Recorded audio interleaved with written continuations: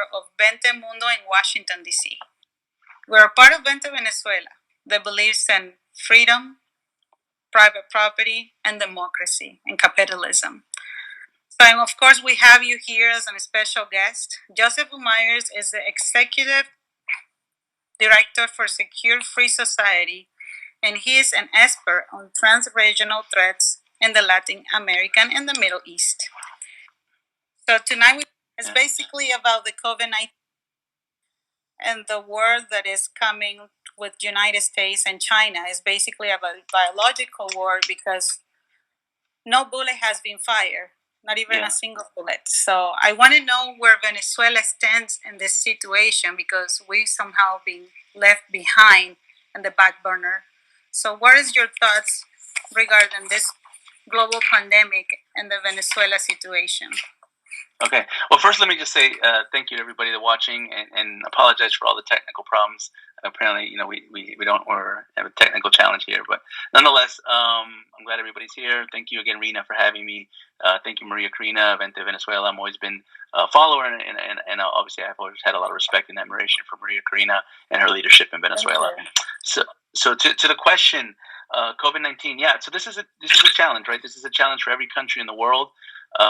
I think the biggest challenge with the coronavirus has been to understand the true origin and the true characteristics of the virus. The problem is when the virus began, it came from China. And China, as we now know, has not been very honest about the characteristics of the virus or about when it actually started. So we first learned about the virus sometime in mid to late January. And at that time, the kind of messaging that was given was that, A, it didn't have human-to-human transmission. That's a big, major detail. To say that the virus cannot be transmitted from people to people, essentially makes it less contagious and less worrisome. So when they said that, and that was something that China had initially said, that was echoed by the World Health Organization. When that happened, I think that confused most of the health authorities throughout the world. And then the second was exactly where the virus came from. We initially believed that the virus came from a wet market down in Wuhan, in the province of Wuhan in China. However, over time, we've learned that it most likely did not come from the wet market. It perhaps came from a biological safety lab where they were experimenting with biological viruses. So in any kind of virus, any kind of pandemic, what they call patient zero, the first patient, is very important. That kind of determines how you can understand the chain of sequencing to know how the contagion and the spread can grow. And so we didn't have this information early on. And because we didn't, and not just us, I mean, the world didn't have this information early on. And because we didn't have this information, it naturally put us behind. But in the time that the world was trying to catch up to understanding this new novel coronavirus, China essentially didn't waste any time, and they escalated and amplified their propaganda. Essentially, what I think what China did to capitalize on the time, on that head start that it had, was it essentially established a line of propaganda. And this line of propaganda had two levels. One level was to accuse the United States of actually being involved or being the origin of the virus. If you guys remember, the Chinese communications ministry and some of its ambassadors had actually directly accused the United States. They said they speculated that this virus could have originated from the U.S. Army, and the U.S. Army had somehow implanted the virus in China. So that was a very aggressive accusation, and China's propaganda usually isn't that aggressive, so it caught a lot of people by surprise.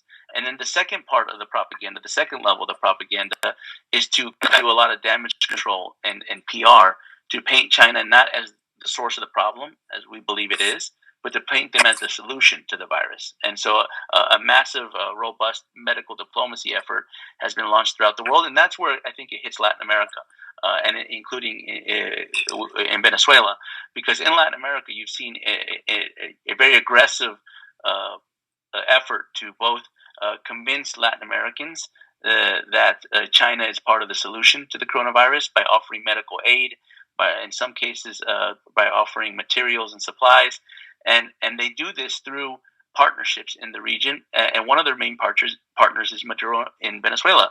In fact, one of the only countries that I know about that has actually received medical doctors from China in Latin America is Maduro in Venezuela. And I think that's part of the propaganda effort. And they do it in conjunction with Cuba.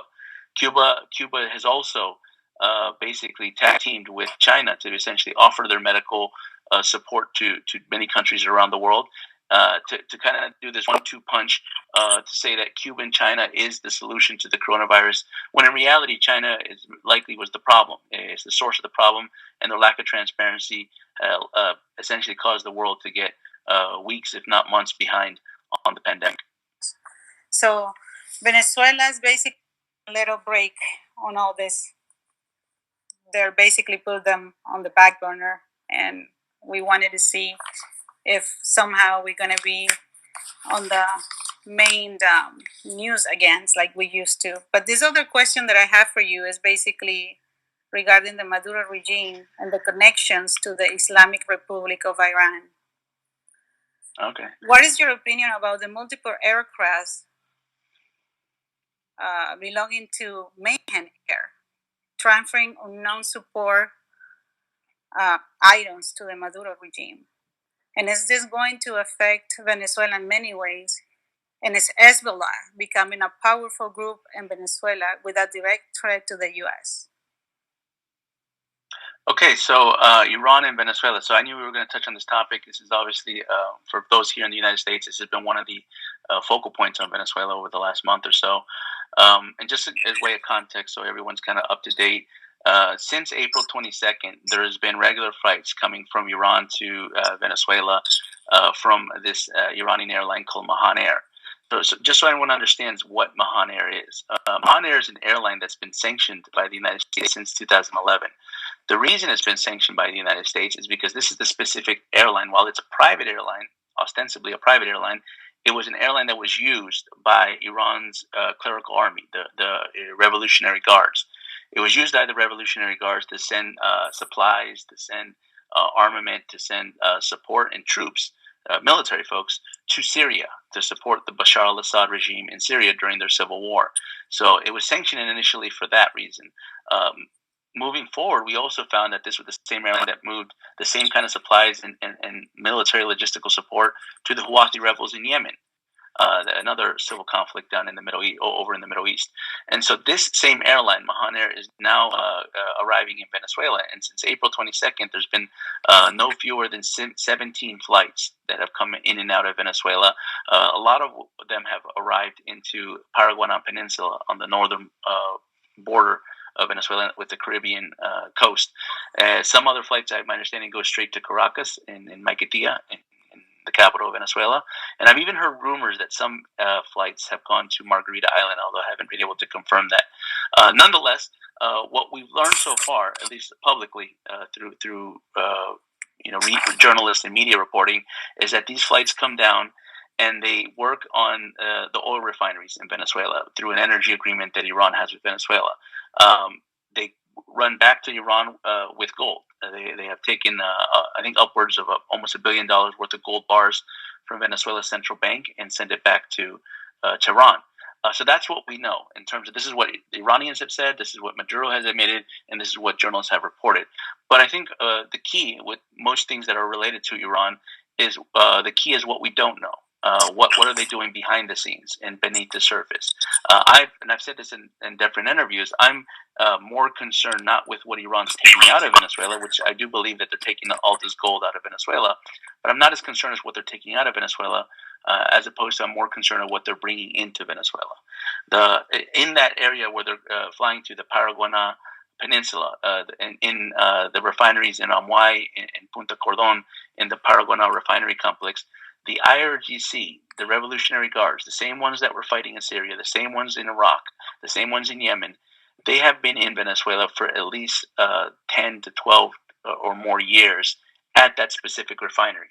We have known that because of the companies that the Iranians have been using to do all kinds of different types of bilateral cooperation on energy, but they turned out to be more military in nature. So the question then becomes is what kind of dual-use capability is Iran implementing inside the Paraguaná refinery complex in Venezuela, and to what intention and what purpose?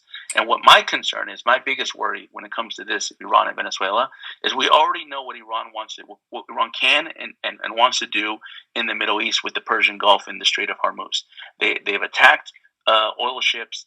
They've shot at U.S. naval vessels and naval assets. They have shot down our drones. They have antagonized in acts of aggression against the United States Navy and against U.S. allies in the Persian Gulf along the Strait of Hormuz.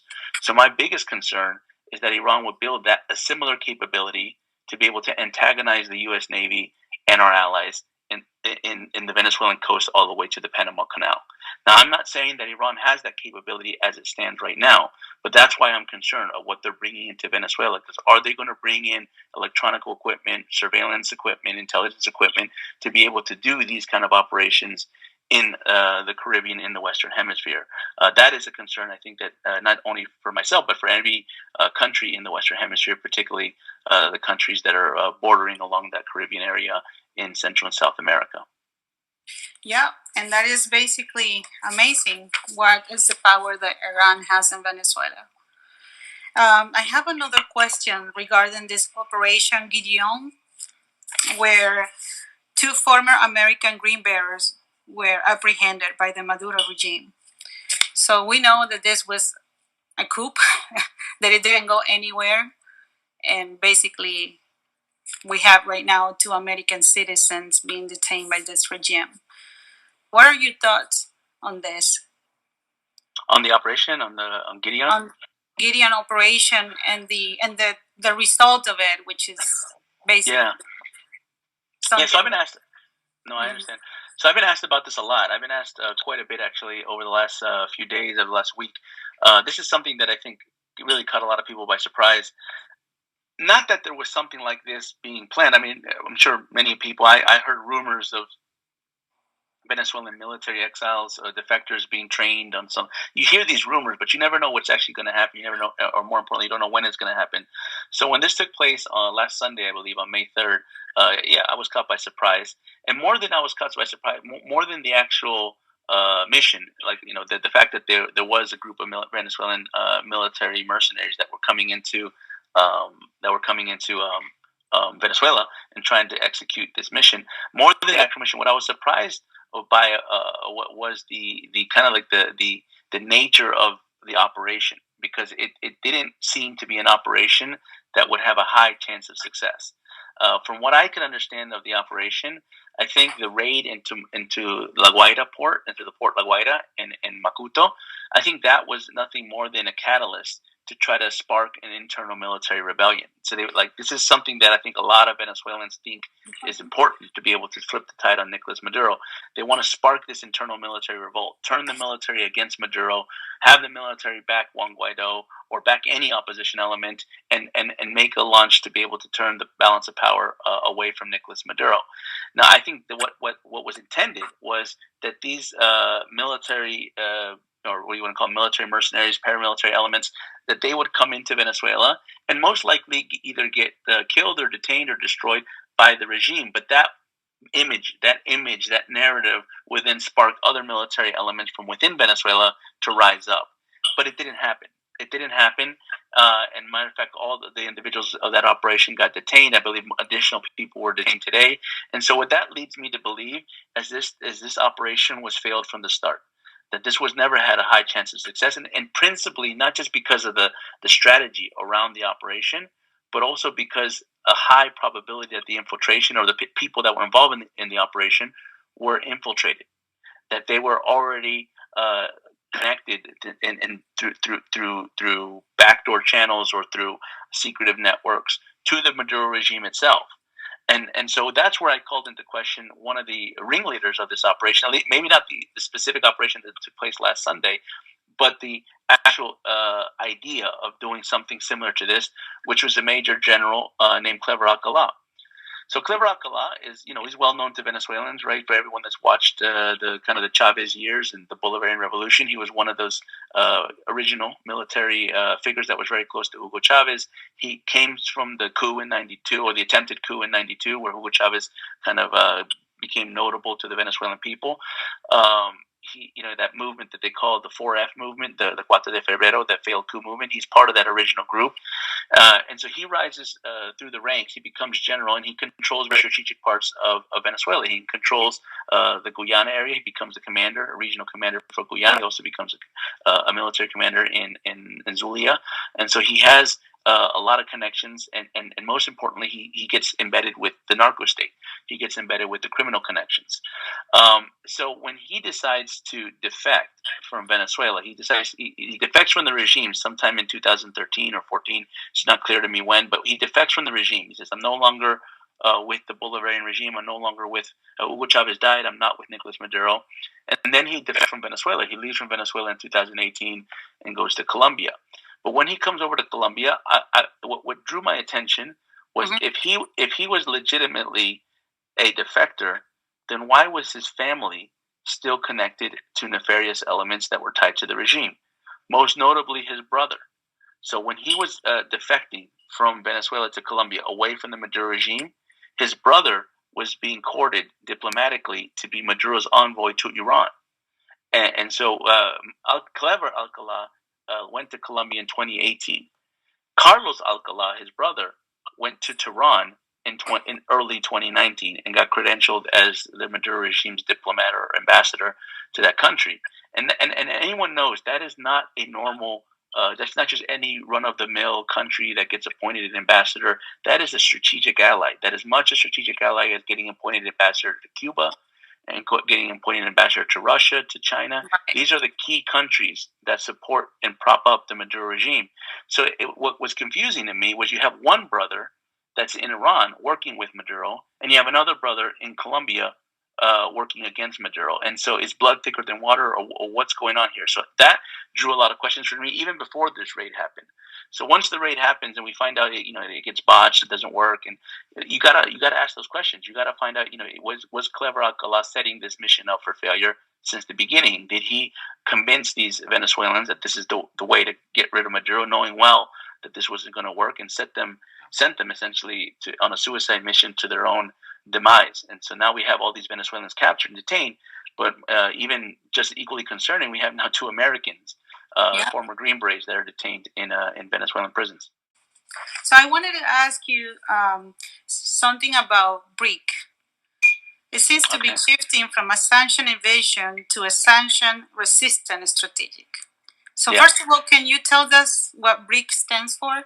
Yeah, absolutely. So just so everyone knows, I direct a think tank here in Washington, D.C. It's called the Center for Secure Free Society, and we're a national security think tank. And so we look at something that the Defense Department calls trans-regional threats. We look at threats that exist in one part of the world, such as the Middle East, and that move quickly into other parts of the world, such as Latin America, or and vice versa. So we look and examine these threats on a daily basis, and we analyze them, and we kind of write reports, do publications, briefings, the typical work that a think tank does.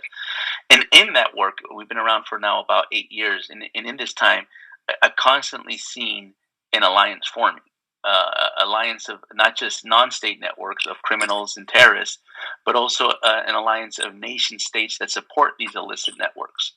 Certain countries, rogue regimes that use organized crime and use international terrorism as a tool of statecraft, as a way to advance their foreign policy objectives. And so in that, we looked at these 4 countries: Russia, Iran, China, and Venezuela.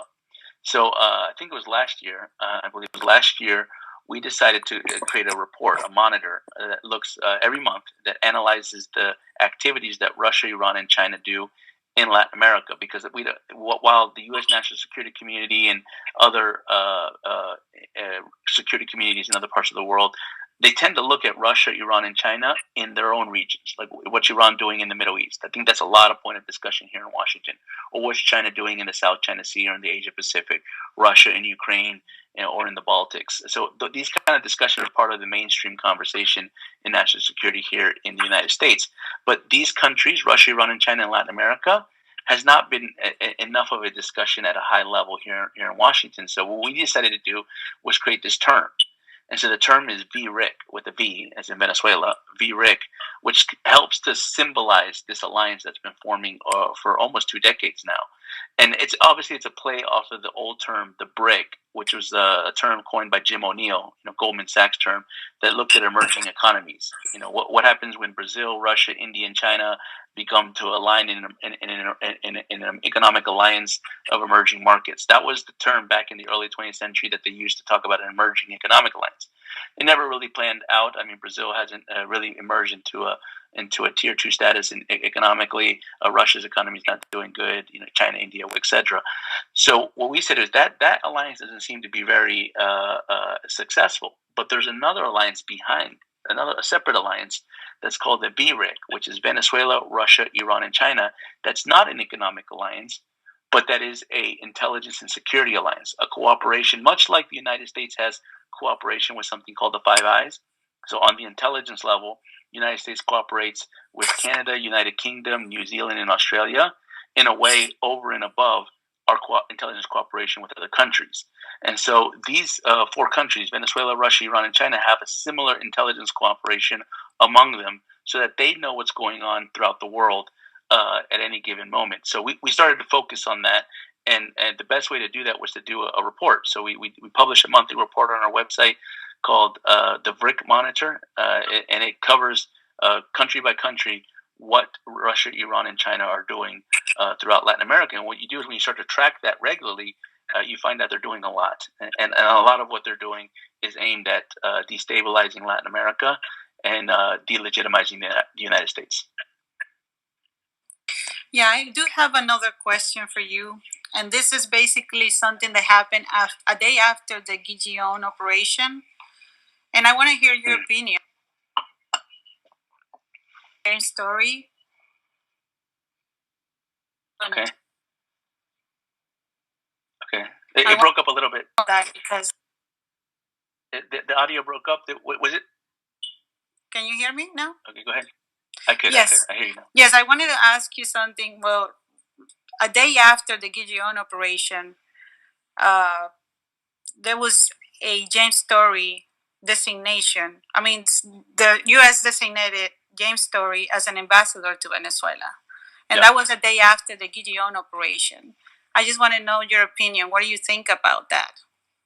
Well, I mean, James Story is a career diplomat. He's been involved in Latin America and Venezuela for a very long time. I believe he was with International Narcotics and Labor, which is what they call, kind of in colloquial terms, the Drugs and Thugs Department of the State Department that looks at anti-narcotic operations. So he has an understanding of that part of policy, the anti-narcotics. I believe he was the charge affairs in the U.S. Embassy in Caracas for a time being, which is a position not equivalent to an ambassador, but it's in that same level in the sense that we, in a country that doesn't recognize our diplomatic standing, we have a charge A. So he's a career official, and he's been running something called the Venezuela Affairs Unit. That's based out in Bogota. That basically is the team that looks at Venezuela on a day-to-day basis for the U.S. State Department. So for me, his appointment is kind of a continuity to U.S. policy on Venezuela. I think the State Department has been establishing a policy on Venezuela for a long time that has to do with kind of a carrot and stick approach. The sticks are the sanctions, or the economic pressure, the diplomatic pressure, basically establishing a stranglehold on the revenue streams inside Venezuela to try to choke out the Maduro regime from being able to sustain itself. And the carrots are what was presented, I think, about a month ago now by Secretary Pompeo, which was this thing they call the Democratic Transition Framework, which to create essentially a council that would oversee a transition for Venezuela into elections that would not include Juan Guaido and would not include Nicolas Maduro. So I think appointing James Story as the official ambassador to Venezuela, to me, signals that the United States is going to move in that direction. Now, the question that comes to me, and Irina, I don't know if this was implied in your question, but if the question that comes to me is this the right strategy? Is this the right direction to go? And so what I'll say to that is, let me start by saying this. The Trump administration has done more for Venezuela than the previous 3 or 4 or 5 administrations over the last 30 years. more than way more than the Obama administration, more than the Bush administration, more than the Clinton administration, and I'd argue say even more than the Reagan administration. Obviously, Reagan was focused more on the Cold War and on the proxy wars that were happening in Central America. So Venezuela hasn't got this level of attention and probably ever. So the Trump administration, since day one, has been trying to figure out how to solve the Venezuelan problem, how to liberate the Venezuelan people, and how to create peace and prosperity in a country that hasn't seen that in more than 20 years. So I think with that, let me say that the intentions, whether it's James Story, whether it's the Special Envoy Ellie Abrams, or the National Security Council Director Mauricio Claver-Carone, or anybody that's appointed by President Trump to hold a position on Venezuela, I think has done this with the best of intentions. That said, I think Venezuela is a complicated challenge. It is probably the most complicated challenge in the world. In this era of what they call great power competition, this is the era that we're living in today. If you read the national security strategy of the United States, the first line it talks about is we're living in an era of great power competition, which means it's not just the United States by ourselves. We now are competing with Russia. We're competing with China. And we're fighting adversaries such as Iran and North Korea. So in this era of great power competition, Venezuela to me seems like the most complicated problem set in that GPC. And so with that, I should say that I don't think it's surprising that a lot of strategies have not worked. But I do believe that the strategies currently implied by the State Department aren't I would say seeing the full strategic picture inside Venezuela, because they're focused on frameworks and they're focused on premises that are different from what the reality is on the ground. So that's my position on this. But I wanted to make clear that it's in no way, I think, a knock on the administration or a knock on any individual within the administration, but because this is a very, very difficult thing to do. Yeah, and we are very thankful with Mr. President Trump. He has worked so hard to give Venezuela the freedom that it deserves, you know. So, well, thank you so much, Joseph, for giving us your time. And we really look forward to have you in the next interview or so that we're going to have. And if you wanted to mention your Twitter account so people can start following you on Twitter. Yeah. Well, I guess if you're watching this, you have my Twitter account, which is at @JMHumire. So if you want to follow me on Twitter, I'm being more active on Twitter than I used to. I've been accused of being a ghost on Twitter, not tweet as much as I should, and it's true. I mean, I direct a think tank, so I don't always have the time. But I promise that I'm going to be more active on Twitter. Also on Instagram, it's the same handle. It's @JMHumire. So I'm definitely going to get more involved. I also, if you have a question. A radio show. Yeah, we have a question from the Gideons. Okay. It says here, let me see. Iran can mine uranium in Venezuela and develop enrichment capabilities and it's possible anytime soon. That's what they're saying. Let me see this question here because so was the question about Iran mining uranium in Venezuela? Mm-hmm. Okay. Yeah, so I know a little bit about this. I've been looking at that for a long time. So Iran absolutely study the uranium inside Venezuela. You know, as you know, imagine many people know, Venezuela has one of the largest deposits of uranium in the Western Hemisphere. It's been compared to the uranium deposits in the Athabasca region in Canada, which are very known deposits of uranium and one of the largest in the world. So, but much like a lot of natural resources, Iran is very rich in uranium. The problem with the uranium in Venezuela, the problem with uranium in Venezuela is it hasn't been historically exploited, meaning there wasn't an industry that was actually taking the mineral out of the ground. The Canadians had studied it, the Australians had studied it, but so what happened is Iran came in around 2006, 2007, and they came in and they did all the geological studies of the uranium mines for the Chavez government, the Chavez regime in Venezuela. What I believe is they developed sophisticated ways to pull the uranium out of the ground, but in a way that wouldn't be detected by or wouldn't be able to be proven by international regulatory bodies. Now, the question is, what would they do with this uranium? Because Iran doesn't need uranium from Venezuela for its nuclear program. It's got enough uranium from other parts of the world, including Russia, including South Africa. So why would it actually need to go to this risk to be able to support Venezuela or to exploit the Venezuelan uranium? And my answer to that is, I'm not sure the uranium that exists in Venezuela, if it's used for nuclear purposes, would be used for any kind of program in Iran. I think we need to look very carefully at programs in Latin America. And to that, I'll point you to a couple. I'll point you to Cuba, and I'll point you to Bolivia. I think both of those countries have ongoing nuclear ambitions, and obviously they collaborate with one another. And the one that's most advanced has been the Bolivian nuclear program. Now, the good news is the Bolivian government is no longer under the control of Evo Morales, a very Maduro and Chavez ally. It's now under control of President Ginny Yanez, who is trying to turn the country to a transition. But I believe one of the things that we have to do is we have to look at these nuclear ambitions, we have to look at these uranium markets, and we have to understand to separate fact from fiction.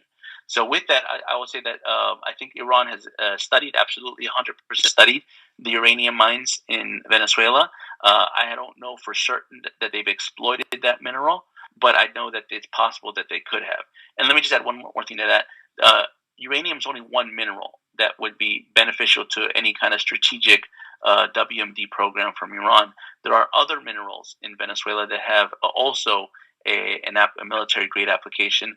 One to be very paid attention to is thorium, and I believe Iran has been prospecting thorium all throughout South America, including in Venezuela and in Brazil and in Bolivia, and tantalum as well. So these aren't the only. So uranium is not the only mineral that Iran's been after. I think they've been after other minerals in Latin America as well.